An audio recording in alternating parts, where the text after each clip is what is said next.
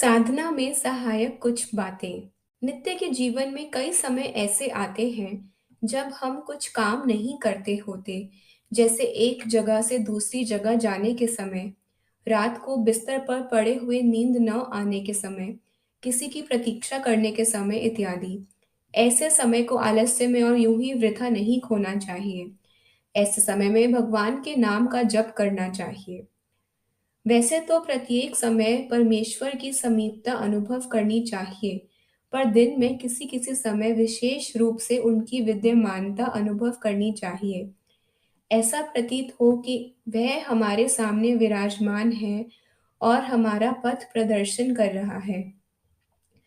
प्रभु से प्रार्थना करनी चाहिए, चाहे वह संतों और भक्तों के कहे हुए शब्दों में हो अथवा अपने शब्दों में। प्रार्थना भावमयी हो और बहुत लंबी न हो। उसमें प्रभु की प्रशंसा हो और उनकी महानता का वर्णन हो। उनसे हमारा हाथ पकड़कर हमें पथ प्रदर्शन करने के लिए भावमयी निवेदन हो। हम में प्रभु पर और अपने साधन पर निर्भरता हो। यह विश्वास हो कि हम में जो नाम का बीज बोया हुआ है, वह स्वयं हमें लक्ष्य स्थान पर ले जाएगा। इस नाम साधन को कोई छोटा साधन नहीं समझना चाहिए। ऐसा अनुभव करना कि स्वयं ईश्वरीय शक्ति हम में काम कर रही है। वैसे तो हर समय प्रभुमय वृत्ति होनी चाहिए, पर दिन में नियत समय पर विशेष रूप से ध्यान में बैठना चाहिए।